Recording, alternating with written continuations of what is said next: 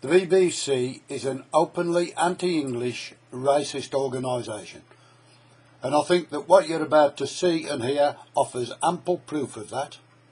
The main problem is that they're working for a British government that is of the same mind, and so totally protected.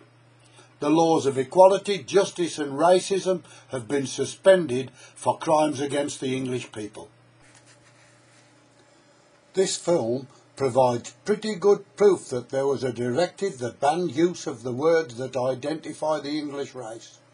It proves that those that were contracted or employed by the BBC were complicit in this racism. It is the only example known to me, and it was broadcast by the BBC, so they condemn themselves. The soundtrack is the original film soundtrack.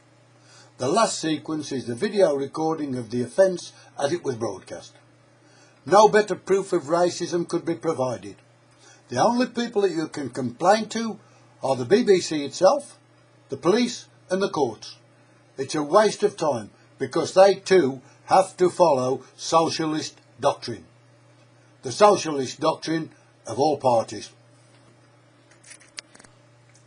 I provide proof that they refuse to answer very relevant questions. I can certainly understand their reluctance, as it is a criminal offence, even if you are protected by the establishment that spawned you. Had this offence been committed against any other race, religion or minority group, very senior heads would have rolled, large fines imposed and possible jail sentences. This is my letter to the BBC dated Tuesday the 8th of February 2011. Dear Sir or Madam, whilst watching the BBC Two's QI show on Friday the 14th of January 2011 at 2000 hours, I was extremely concerned to hear Stephen Fry make a comment to the panellists that indicated that people in his position had only recently been allowed to use the word England or English. This is taken from the original soundtrack. Do we know who by?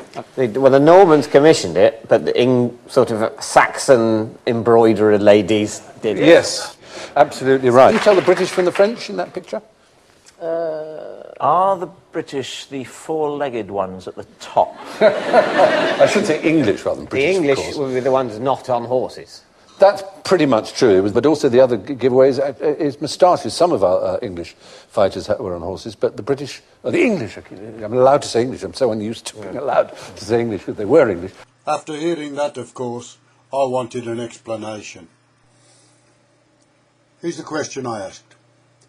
Has anyone employed or contracted by the BBC ever advised any employee or contracted person to avoid use of the word England or English whilst being broadcast or recorded?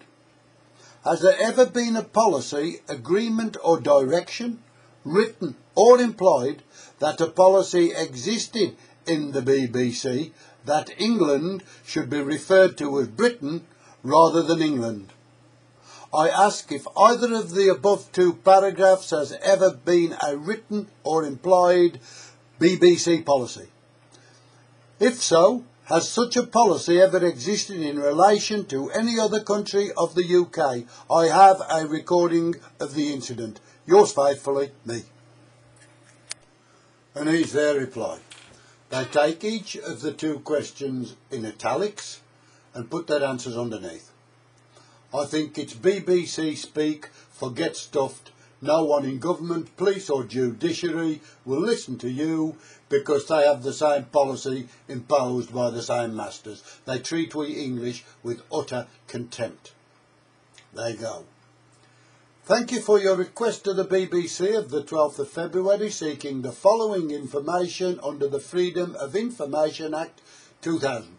I will deal with each of your points in the order that you raised them. Here's the non-answer.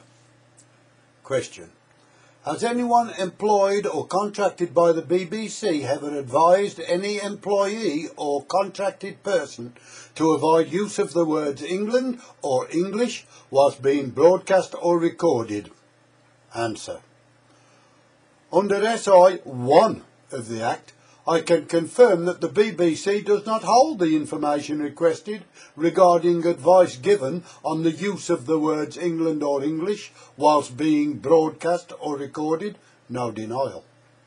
The Freedom of Information Act 2000 provides a right of access to all recorded information held by a public authority. This includes files, letters, emails and photographs, and extends to closed files and archived material.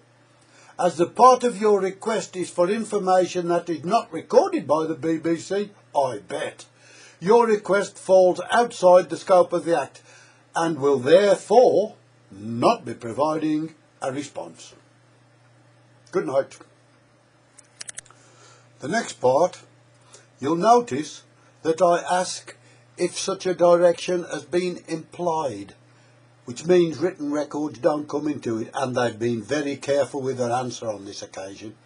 Here's the question.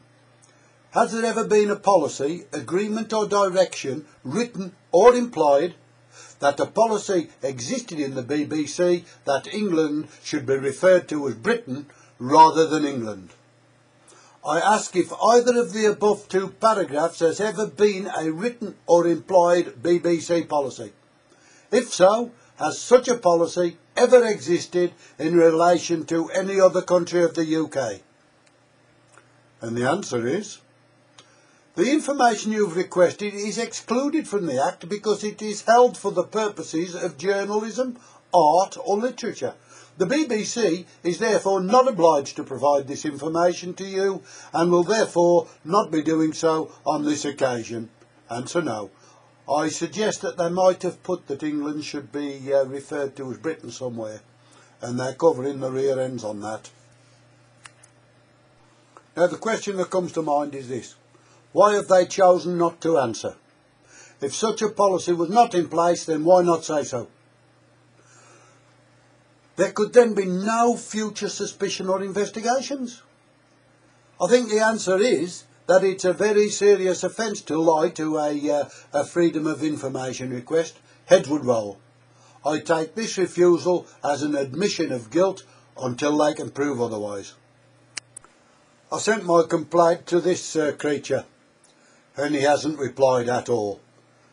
I think if it's anything to do with English, and particularly white English, then he really doesn't want to know. There's nothing equal or human about him or his organisation. In this section, Fry really lets the cat out of the bag. I can't believe that the director missed it, and I can't believe that the BBC allowed it to be broadcast. He actually says that he's allowed to say English now, and he's so unused to it because they weren't allowed to say it before. That's my interpretation, and I think it's pretty plain. Notice how natural it is for these people to use the word British instead of English. The indoctrination is so deep they choke over the word English. I've never seen this among professionals before, and it just goes to prove how ingrained the anti-Englishness is. Can you tell the British from the French in that picture? Are the British the four-legged ones at the top? I should say English rather than British. The English will be the ones not on horses. That's pretty much true, but also the other giveaways is moustaches. Some of our English fighters were on horses, but the British, the English, I'm allowed to say English, I'm so unused to being allowed to say English because they were English, had the moustaches, the Harold's housecarls, plus they tended to have battle axes rather than the lances and things. Great comedy hat.